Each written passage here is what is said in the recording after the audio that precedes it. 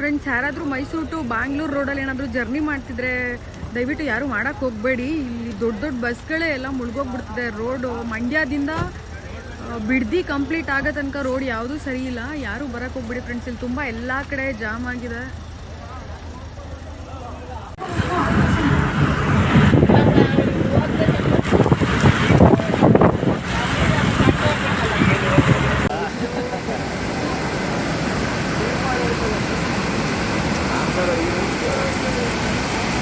falls video ಮಾಡಲ